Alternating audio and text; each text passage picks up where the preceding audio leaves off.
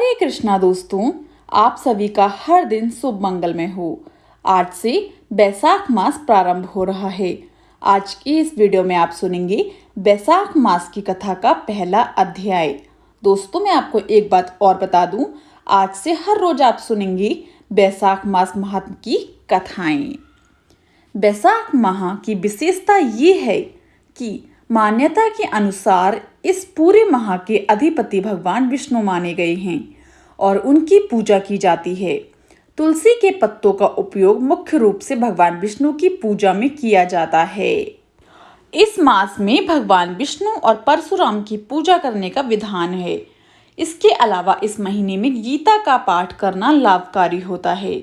इसी मास में श्री वाक्य विहारी जी के चरण दर्शन भी होते हैं। इसके साथ ही बैसाख के महीने में गंगा स्नान और गंगा पूजन करने से दोस्तों भक्तों को पुण्य की प्राप्ति होती है। कुल मिलाकर धार्मिक दृष्टि से बैसाख का महीना बहुत खास होता है। विशाखा नक्षत्र के स्वामी देव गुरु बृहस्पति हैं और देवता इंद्र हैं। इसी वजह से इस पूरे महीने में स्नान, दान, व्रत और पूजा पाठ किया जाता है। मान्यता है कि इस महीने में किए गए दान से मिलने वाले पुण्य का कभी अंत नहीं होता है। दोस्तों, इस बार बैसाख मास 24 अप्रैल से शुरू होकर 23 मई 2024 तक रहेगा। विशाखा नक्षत्र से संबंध होने के कारण इस माह को बैसाख कहा जाता है। दोस्तों आइए शुरू करते हैं बैसाख मास की कथा का पहला अध्याय। भगवान नारायण नरश्रेष्ठ नर, देवी सरस्वती तथा महर्षि वेद व्यास को नमस्कार करके भगवान की विजय कथा से परिपूर्ण इतिहास, पुराण आदि का पाठ करना चाहिए। सूत जी कहते हैं, हे राजा अम्बरीश ने परम श्रेष्ठी ब्रह्मा के पुत्र देव श्री नारद से पुण्यमय बैसाख मास का महात्म इस प्रकार पूछा। ब्राह्मण, मैंने आपसे सभी महीनों का महात्म सुना। उस समय आपने ये कहा था कि सब महीनों में बैसाख मास श्रेष्ठ है। इसलिए ये बताने की कृपा करें कि बैसाख मास क्यों भगवान विष्णु जी को प्रिय है और उस समय कौन कौन से धर्म भगवान विष्णु के लिए प्रीति कारक हैं। नारद जी ने कहा, बैसाख मास को ब्रह्मा जी ने सब मासों में उत्तम सिद्ध किया है। वह माता की भांति सब जीवों को सदा अभीष्ट वस्तु प्रदान करने वाला है। धर्म, यज्ञ, क्रिया और तपस्या का सार है। संपूर्ण देवताओं द्वारा पूजित है। जैसे विद्याओं में वेद विद्या, मंत्रों में प्रणव, वृक्षों में कल्प वृक्ष, धेनुओं में कामधेनु, देवताओं में विष्णु, वर्णों में ब्राह्मण, प्रिय वस्तुओं में प्राण, नदियों में गंगा जी, तेजों में सूर्य, अस्त्र शस्त्रों में चक्र, धातुओं में स्वर्ण, वैष्णवों में शिव तथा रत्नों में कौस्तुभमणि है। उसी प्रकार धमक साधन भूत महीनों में बैसाख मास सबसे उत्तम है। संसार में इसके समान भगवान विष्णु को प्रसन्न करने वाला दूसरा कोई मास नहीं है। जो बैसाख मास में सूर्योदय से पहले स्नान करता है उसे भगवान विष्णु निरंतर प्रीति करते हैं।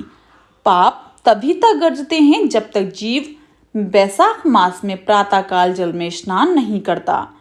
राजन, वैसाख के महीने में सब तीर्थ आदि देवता तीर्थ के अतिरिक्त बाहर के जल में भी सदैव स्थित रहते हैं। भगवान विष्णु की आज्ञा से मनुष्यों का कल्याण करने के लिए वे सूर्योदय से लेकर छह दंड के भीतर तक वहां मौजूद रहते हैं। बैसाख के समान कोई मास नहीं है, सतयुग के समान कोई युग नहीं है, वेद के समान कोई शस्त्र नहीं है और गंगा जी के समान कोई तीर्थ नहीं है। जल के समान दान नहीं है, खेती के समान धन नहीं है और जीवन से बढ़कर कोई लाभ नहीं है। उपवास के समान कोई तप नहीं, दान से बढ़कर कोई सुख नहीं, दया के समान धर्म नहीं, धर्म के समान मित्र नहीं, सत्य के समान यश नहीं, आरोग्य के समान उन्नति नहीं, भगवान विष्णु से बढ़कर कोई रक्षक नहीं और बैसाख मास के समान संसार में कोई पवित्र मास नहीं है। ऐसा विद्वान पुरुषों का कहना है। बैसाख श्रेष्ठ मास है और शेषशायी भगवान विष्णु को सदा प्रिय है। सब दानों से जो पुण्य होता है और सब तीर्थों में जो फल होता है उसी को बैसाख मास में मनुष्य केवल जलदान करके प्राप्त कर लेता है। जो जलदान में असमर्थ है, ऐसे ऐश्वर्य की अभिलाषा रखने वाले पुरुष को उचित है कि वह दूसरे को प्रबोध करे, दूसरे को जलदान का महत्व समझाए। ये सब दानों से बढ़कर हितकारी है। जो मनुष्य वैशाख में सड़क पर यात्रियों के लिए प्याऊ लगाता है, वह विष्णु लोक में प्रतिष्ठित होता है। नृपश्रेष्ठ प्रपादान पौष्टला या प्याऊ देवताओं, पितरों तथा ऋषियों को अत्यंत प्रीति देने वाला है।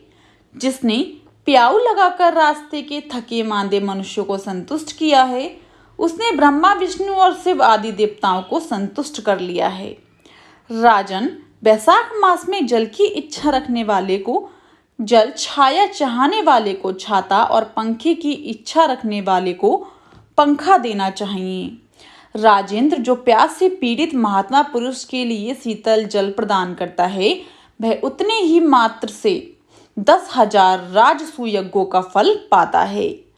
धूप और परिश्रम से पीड़ित ब्राह्मण को जो पंखा डुलाकर हवा करता है, वह उतने ही मात्र से निष्पाप होकर भगवान का पार्षद हो जाता है। जो मार्ग से थके हुए श्रेष्ठ द्विज को वस्त्र से भी हवा करता है, वह उतने से ही मुक्त हो भगवान विष्णु का सायुज्य प्राप्त कर लेता है।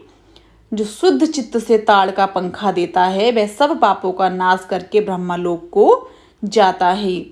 जो विष्णु प्रिय वैशाख मास में पादुका दान करता है, वह यमदूतों का तिरस्कार करके विष्णु लोक को जाता है। जो मार्ग में अनाथों के ठहरने के लिए विश्रामशाला बनवाता है, उसके पुण्य फल का वर्णन किया नहीं जा सकता। मध्याह्न में आए हुए ब्राह्मण अतिथि को यदि कोई भोजन दे तो उसके फल का अंत नहीं है। राजन, अन्नदान मनुष्यों को तत्काल तृप्त करने वाला है, इसलिए संसार में अन्न के समान कोई दान नहीं है।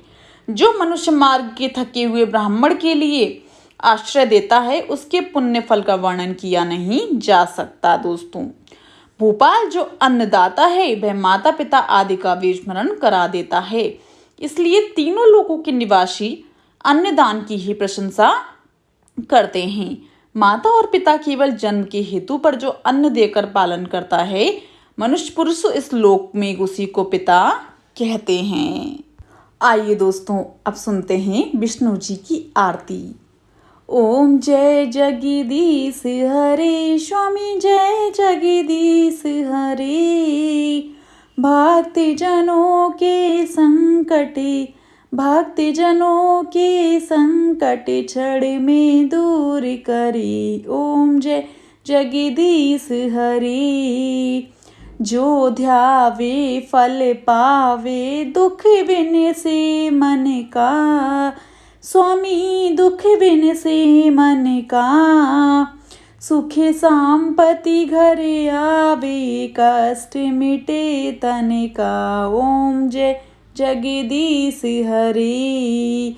स्वामी जय जगदीश हरे।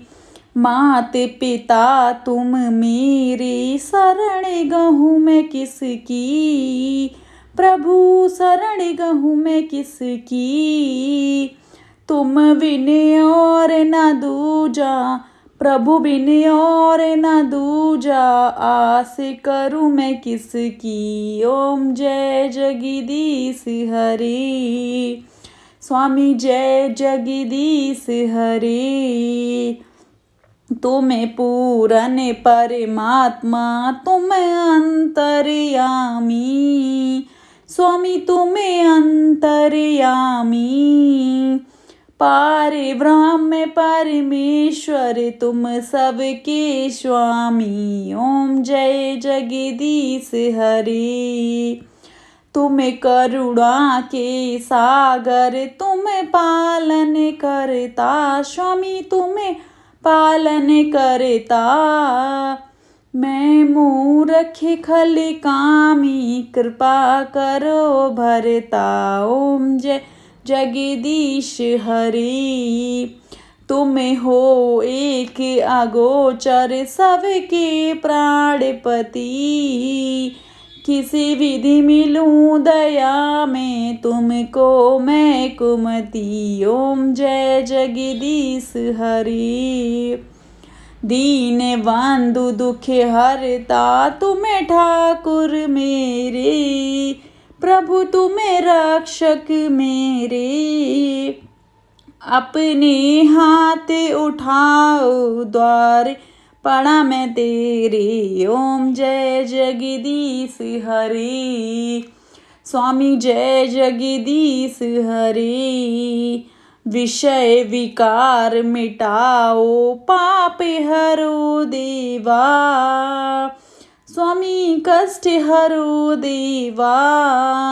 श्रद्धा भक्ति बढ़ाओ संतन की सेवा, ओम जय जगदीश हरे। स्वामी जय जगदीश हरे। तन मन धन और संपत्ति सब कुछ है तेरा, प्रभु सब कुछ है तेरा। तेरा तुझको अर्पण क्या लागे मेरा, ओम जय जगदीश हरे। स्वामी जय जगदीश हरे।